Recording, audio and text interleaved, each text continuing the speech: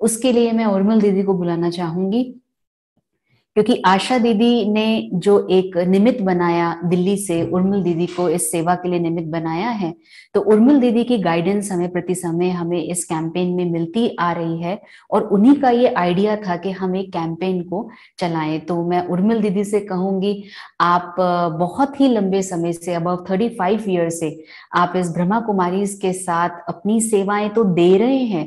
आप खुद भी जॉब करते थे, खुद भी बहुत अच्छे आप ट्रेनर थे और आज भी हैं।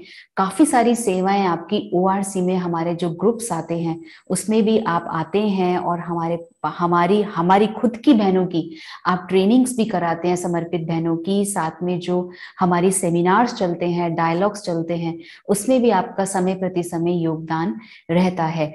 पालम विहार गुड़गांव में सेंटर है, जिस सेंटर के आप इंचार्ज हैं, और बहुत क्रिएटिव सेवाएं, बहुत अच्छी सेवाएं आपके द्वारा हुई हैं, जो बाबा ने कराई हैं। और आपको बाबा ने सिर्फ एक ये प्रोजेक्ट नहीं, लेकिन आशा दीदी के साथ जो एडमिनिस्ट्रेशन विंग है, उस विंग की बहुत अच्छे से आप सेवाएं पूरे दिल्ली में ही नहीं, लेकिन नेशनल रीजन पे आप करते आ रहे हैं। और आप सिर्फ नेशनल लेवल पे ही सेवाएं नहीं करते, लेकिन इंटरनेशनल भी आपने काफी जगह ट्रेवल किया है, और अपनी वाणी के माध्यम से, अपनी धारणाओं से अन्य आत्माओं को बाबा का बनाया भी है। और बाबा का बनाने के बाद बहुत आत्माओं को समर्पित भी बाबा की सेवा में कराया है। तो ऐसे हमारे आदरणीय उर्मिल दीदी को मैं बुलाऊंगी कि दीदी आप भी हमारे बीच में आए हैं, बाबा के हिसाब से बाबा ने मुरलियों में क्या कहा है वो आप हम सब जो आज के भाई बहने इसमें जुड़े हैं उन्हें बताएं। उर्मिल दीदी। ओम शांति। सभी टीचर्स बहनों एवं जो भी भाई बहन इस प्रोजेक्ट की ट्रेनिंग के साथ जुड़े हैं, उन सभी को देखकर बहुत खुशी हो रही है। आप इतनी संख्या में समय निकाल करके इस ट्रेनिंग के लिए आए हैं, इससे ये बात जाहिर है कि हम सभी का इस ट्रेनिंग के प्रति बहुत रुझान है। और जब भी हमें कोई नई मिलती है तो कोई ना कोई लर्निंग भी है। इसीलिए कहा जाता है training is always like raining, माना कुछ ना कुछ। और बारिश में जैसे खड़े होना सबको अच्छा लगता है, इसी तरह से हमको भी इस ज्ञान बरसात में जो भी मिलता है उससे हमें बेहद खुशी है और हम बहुत ज्यादा कनेक्टेड फील करते हैं। तो सबसे पहली बात, बाबा ने बहुत सी बातें कही हैं। पहले हम ये सोच रहे थे कि जब ये काइंडनेस और कंपैशन का प्रोजेक्ट चला तो मन में आया कि शायद ये जो प्रोजेक्ट है ये हम लोगों ने ही चलाया है। परंतु जब हमने देखा बाबा की मुरलियों को, तो बाबा की मुरलियों के अंदर बाबा ने बहुत सी बातें काइंडनेस और कंपैशन के बारे में कही हैं। तो मैं आपको, चांस की बात है, बाई चांस पीपीटी नहीं चल पा रही है, लेकिन मैं जो है और कंपैशन के बारे में वो आपके सामने रखना चाहूंगा। हमें ये पता चले कि बाबा पर बहुत जोर दिया है। तो सबसे पहली बात तो थोड़ा सा हम ये समझ लेते हैं कि काइंडनेस और कंपैशन का रोल क्या है। फिर उसके बाद उसके ऊपर बाबा ने जो पर्सपेक्टिव दिया है हम उस पर्सपेक्टिव को लेते हैं। जैसे ईशु बहन ने मुझे बताया था कि जब हम लोग कहीं भी वर्कशॉप्स वगैरह कराने के लिए जाते हैं तो लोग अक्सर हमसे पूछते हैं कि आप काइंडनेस की बात करके और फिर आप कंपैशन पर आ जाते हो और उस पर आप ट्रेनिंग कराना शुरू कर देते हो। तो इसलिए काइंडनेस और कंपैशन, इन दोनों में क्या अंतर है, थोड़ा सा ये हायर लेवल कैसे है कंपैशन, हम इसको समझ लें। कि देखो, मानो हम काइंडनेस, माना दयालुता, किसी को हम कोई चीज ऑफर करते हैं, वो किसी भी तरह की हो सकती है, कपड़ा भी हो सकता है, भोजन भी हो सकता है, किसी की कोई उसको रास्ता दिखाना है, जो सचिन भाई कह रहे थे, किसी को कोई चोट लग जाती है, किसी का कोई एक्सीडेंट हो जाता है, हम उसको मदद कर रहे हैं, which is a very good act. लेकिन क्या होता है कि जब हम ऐसा कर रहे हैं तो उसके साथ साथ हम लोग उसको एक अपनी एनर्जी भी दे रहे हैं। इजंट दे रहे हैं कि नहीं दे रहे, हम उसको एक अपनी एनर्जी भी साथ साथ दे रहे हैं। और वो जो एनर्जी हमारी होती है वो दूसरे तक पहुंचती है।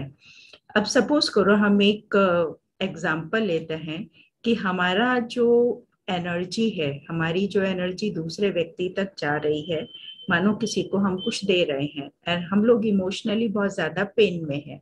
तो जब हम इमोशनल पेन में होते हैं तो उस समय क्या हो जाता है, इमोशनली पेन में होने की वजह से हम लोग जो हमारी फीलिंग्स होती हैं, चाहे हम दर्द की फीलिंग में हैं, चाहे हम चिंता की फीलिंग में हैं, या हम उदास हैं, या किसी ने हमें कुछ कह दिया है तो हमारा मूड ऑफ है, तो साथ साथ हम उसको वो एनर्जी दे होते हैं। अब उससे क्या होगा कि हमारी दो एनर्जी उनके पास जा रही हैं। एक हम जो फिजिकली उनको दे रहे हैं, दूसरा जो हमारा इमोशनल पेन है वो हम उसके पास भेज रहे हैं। और ये हम सभी समझ गए हैं, बाबा ने जो हमें पर्सपेक्टिव दिया है कि बच्चे जो मन की स्थिति होती है वो हमारी दूसरे के पास पहले पहुंच जाती है, और हमारी गिविंग एनर्जी जो है, जो गिविंग आर्टिकल है, उसके पास हो सकता है बाद में पहुंचे।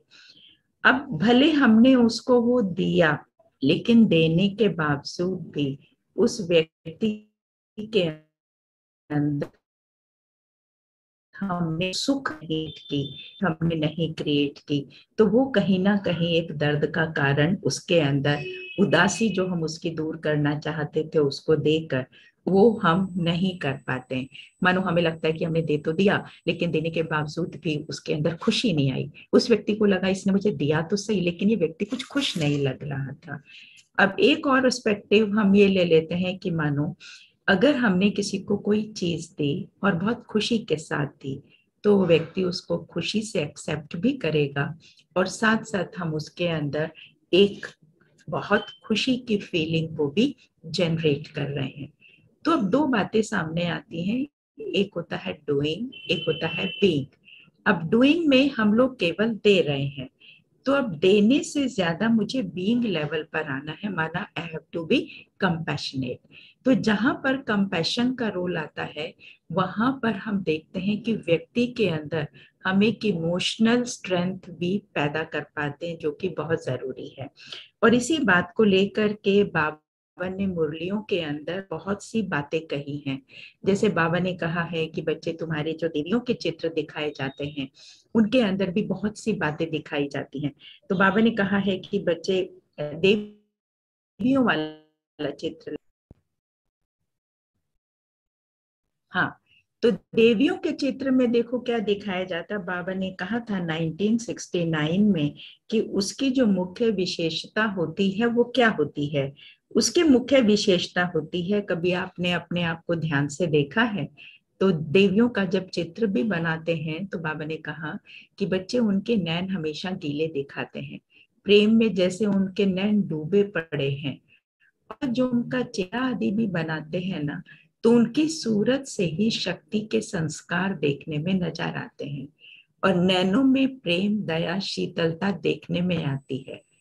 तो अब सोचने की बात यह है कि कभी हमने इस स्थिति को एक्सपीरियंस किया है, और वो अभी प्रेजेंट समय है जिस स्थिति को अभी हम इमर्ज करते हैं। अगर हमारे अंदर में करुणा नहीं है, हमें उसकी अंडरस्टैंडिंग नहीं है, तो फिर हम दूसरों को भी वो चीज दे नहीं सकते। फॉर एग्जाम्पल, मैं एक अभी लेटेस्ट मिसाल आपको सुनाती हूँ कि अभी हम लोगों ने एक मेगा इवेंट की थी। तो उसमें एक सिस्टर ने आकर के मुझे बताया कि दीदी, मुझे कुछ मदद की जरूरत थी, जबकि सबको कहा गया था कि कहीं किसी को कोई मदद की जरूरत हो तो सब उसको मदद करना।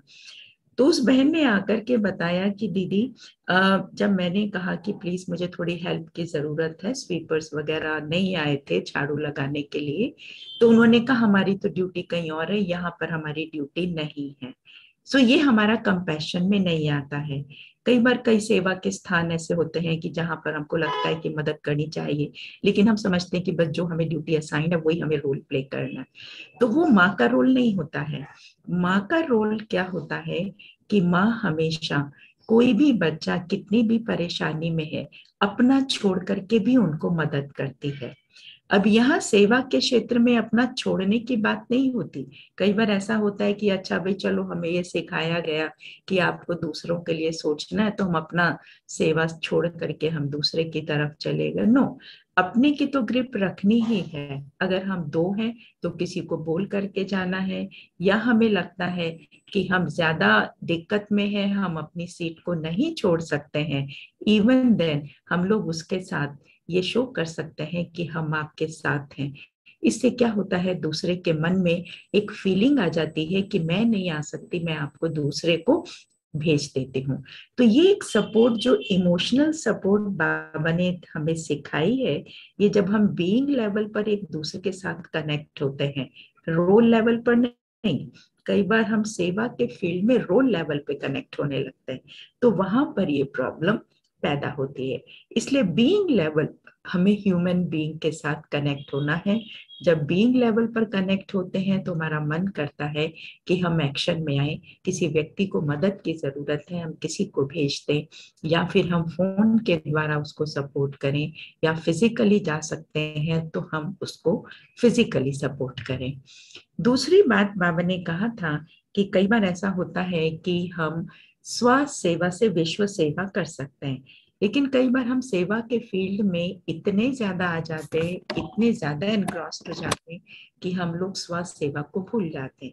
तो 1972 में 10th में की जो बाबा की अव्यक्त मुरली है, उसके अंदर बाबा ने बहुत अच्छी बात कही थी। तो बाबा ने एक क्वेश्चन पूछा था कि बच्चे तुम क्वालिटी सर्विस करते हो? अब बाबा आंसर चाहते थे, तो हमारे मन में चलने लगता है ना कि क्वालिटी सर्विस किसको कहा जाता है। तो बाबा ने उसके अंदर बहुत अच्छे से समझाया था कि कई बार हम लोग बहुत विस्तार में चले जाते हैं, और कई बार हम सेवा के प्रेशर में आ जाते हैं।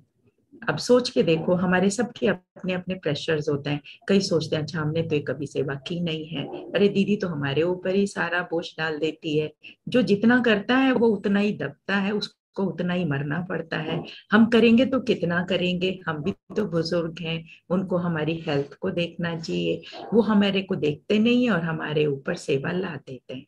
वो हमारी विशेषता को देखते हैं, वो हमें कोई सेवा देते हैं तो उसके अंदर उनका कोई राज समाया होता है, वो हमारी कैपेसिटी को बढ़ाना चाहते हैं। हमारी जो टीचर्स होती हैं, सीनियर्स होते हैं, वो हमारे मदर के बराबर होते हैं, वो जगत माँ है। उनको ये मालूम होता है कि मुझे अपने बच्चे को कैसे आगे बढ़ाना है। तो कई बार जो इस प्रकार के टेंशन हम अपने ऊपर ले लेते हैं सेवा के फील्ड में, कि क्या करें कैसे करें, बहुत सेवा है, याद छूट जाती है। बाबा ने तो कहा है याद करो साथ साथ सेवा भी करो। तो जब हम इन प्रेशर्स में आ जाते हैं ना, तो ही हमारा याद का चार्ट हल्का होता है। तो इसलिए सेवा को एक मेवा, जो बाबा कहते हैं, कि वो समझ करके हम करें। जो ब्यूटीफुली बाबा ने नेक्स्ट सेंटेंस में बोला है कि जब दूसरे के प्रति ज्यादा अटेंशन देते हो तो अपने अंदर जो टेंशन चलता है उनको नहीं देखते हो। हर एक का अपना अपना प्रकार का टेंशन होगा। कई तो ये सोच लेंगे कि भाई मेरे को ही समझा जाता है, मेरे ऊपर ही सारी सेवा डाली जाती है, कोई समझेगा कि मेरे को तो चांस ही नहीं दिया जाता क्योंकि वो चांस लेते नहीं है। तो अपने आप तो नहीं कोई कहेगा क्योंकि पता नहीं कि उन कितना व्यस्त है। तो चांस लेने वाले भी चांसलर बनना होता है। तो जो भी हमारे अपने ऊपर प्रेशर है, अभी हम छोटी सी एक्टिविटी करते हैं कि सभी शांति में बैठ जाएं और आराम से बैठकर हमारे अपने ऊपर जब हम सेवा करते हैं तुम कौन सा प्रेशर महसूस करते हैं, उसको हम सभी लिख लें। हर एक का अपना अपना होगा।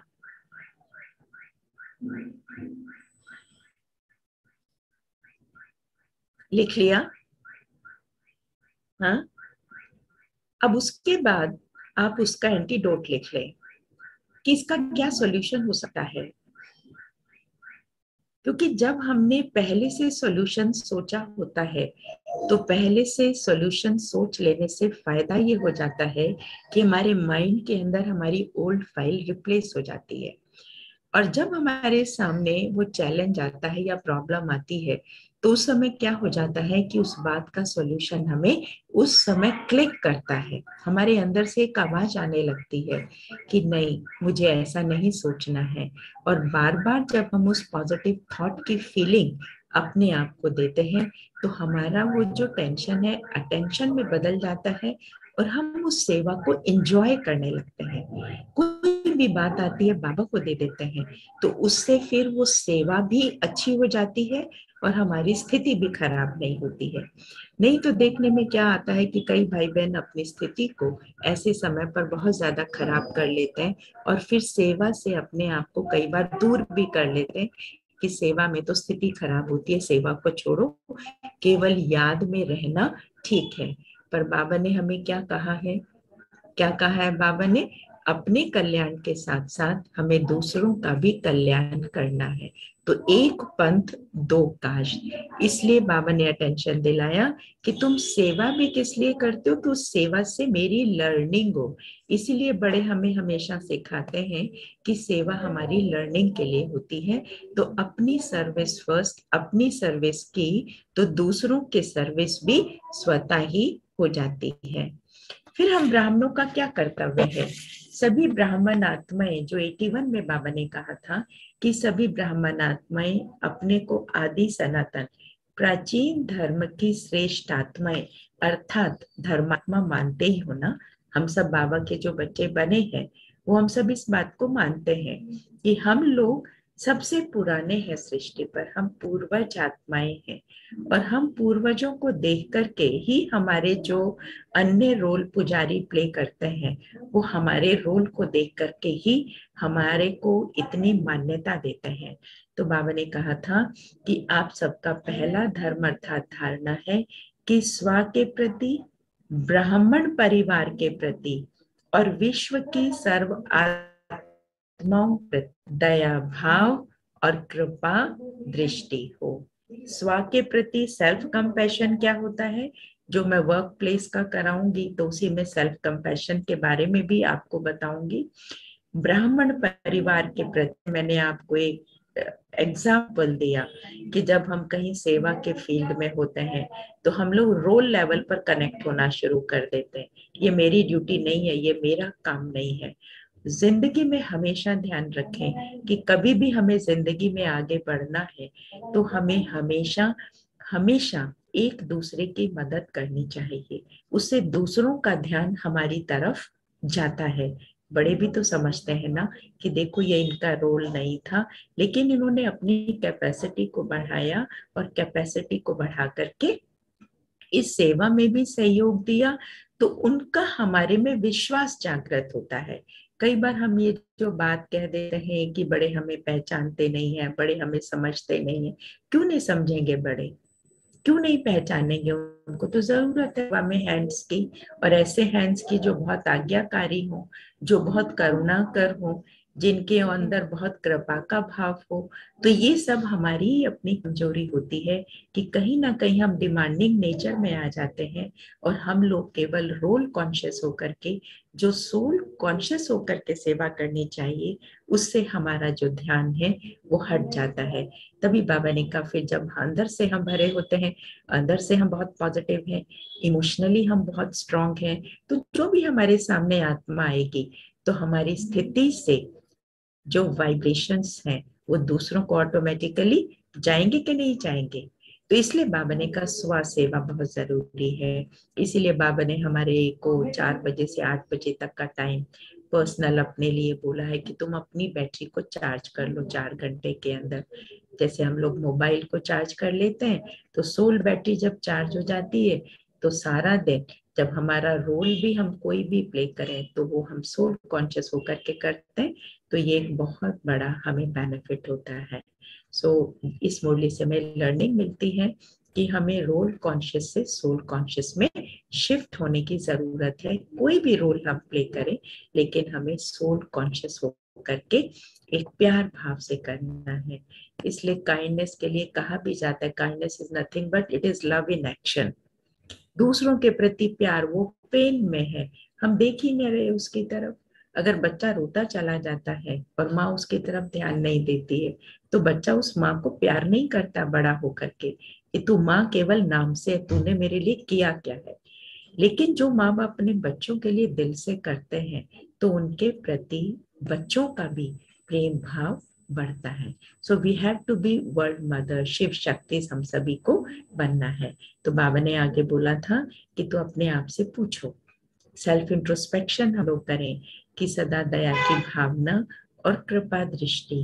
बाबा ने ये भी सिखा दिया, कृपा माना क्या, अपने प्रति कृपा दृष्टि मेरी क्या है, सेल्फ कंपैशन क्या है अपने प्रति, कि मैं अपने में उस चीज को जागृत करूं।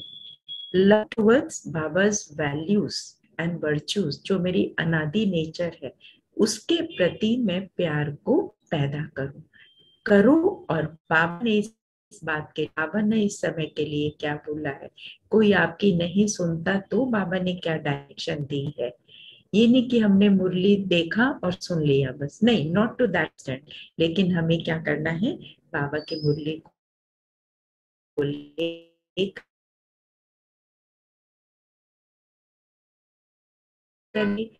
किस और सही टाइम पर मेरे सामने ये कहाँ परिस्थिति आ सकती है, वहां पर उसको इम्प्लीमेंट करना।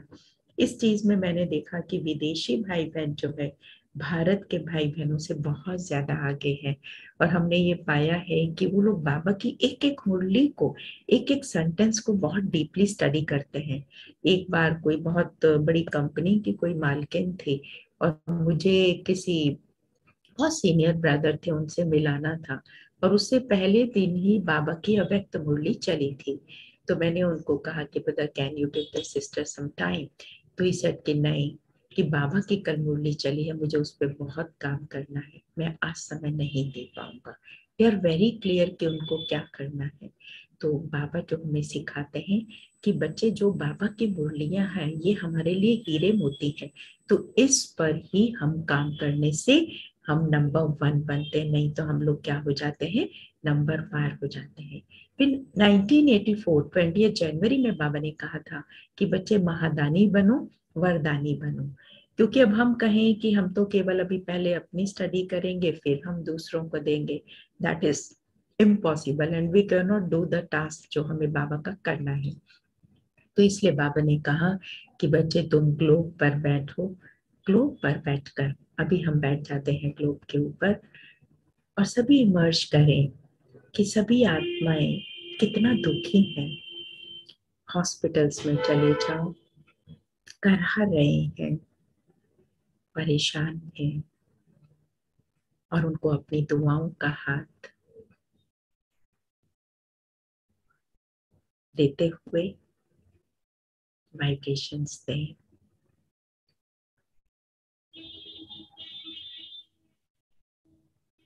इसी तरह से मंदिरों में चले जाओ, लोग हमें पुकार रहे हैं,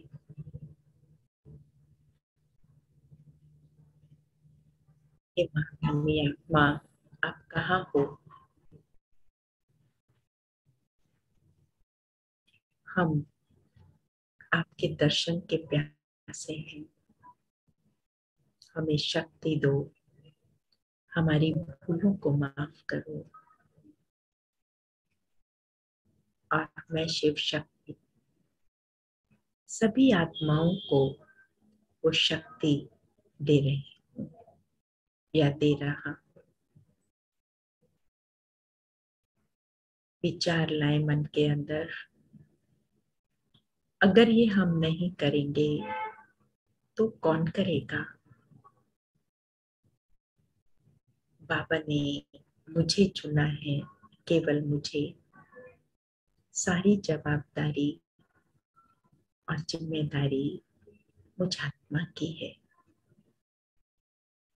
राजनेताओं के पास चले जाओ, राजनेताएं कितने परेशान हैं अपनी सीट के पीछे, और बाबा ने हमें सम्मान दिया, जो सबसे ऊंची सीट है हमारी। हम सदा उन सम्मानों में खेलते रहते हैं और सदा संतुष्ट रहते हैं। धर्मात्माओं के पास चले जाओ,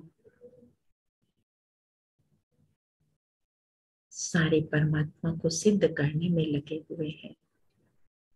कोई तो कहता मैं ही परमात्मा हूं, शान से परे है, मालूम नहीं ईश्वर कैसे मिलेगा।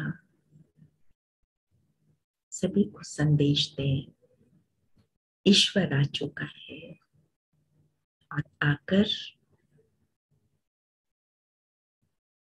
अपना कार्य कर रहा है। हम दादा के बच्चे हैं, हम अपनी श्रेष्ठ शान से परे नहीं हो सकते। लौट आए वापस। तो ये बात बाबा ने कही है 1984 के मुरली में 20 जनवरी में कि बच्चे तुम्हें महादानी भी बनना है और वरदानी भी।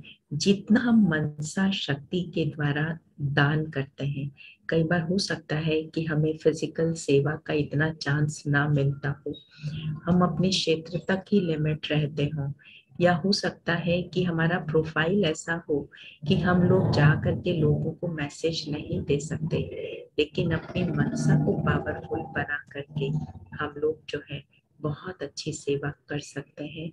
और जो रादर सेवाओं में समर्पित है, से भी ज्यादा हम आगे अपने नंबर बना सकते हैं। एक बार जानकी दादी जी ने बहुत अच्छी बात हमें सुनाई थी, जो मुझे बहुत अच्छी लगती है। दादी ने कहा था कि बच्चे, महादानी वरदानी बनने का एक ही तरीका है, आप लोग ज्यादा समय अपने साथ और बाबा के साथ कनेक्टेड रहो मन से। भले फिजिकली आप लोगों से मिल भी रहे हैं, लेकिन बीच बीच में आप 1 मिनट 1 सेकंड निकाल के आप बॉडी से अपने आप को विड्रॉ करो, बाबा के पास चले जाओ, बाबा से ब्लेसिंग लेकर फिर से धरती पर आ जाओ रोल प्ले करने के लिए। तो इससे हम परफेक्शन को भी बहुत जल्दी अचीव कर सकते हैं। तो ये सारी बातें हैं जो बाबा ने हमें कही है काइंडनेस और कंपैशन के बारे में। तो इसलिए मैं समझती हूँ कि ये जो प्रोजेक्ट है हमारे लिए बहुत महत्व का प्रोजेक्ट है और इस पर हम सभी को बहुत ध्यान देना है। ये कुछ एक मुरलियाँ ही मैं स्टडी कर पाई और मैं समझती हूँ कि इसके बाद भी बाबा ने बहुत सी मुरलियों के अंदर ऐसी बातें और भी डेप्थ में हमें सिखाई होंगी, जो फिर कभी मौका मिलेगा तो हम आपस में मिलेंगे और उनकी चर्चा करेंगे। Thank you very much. ओम शांति।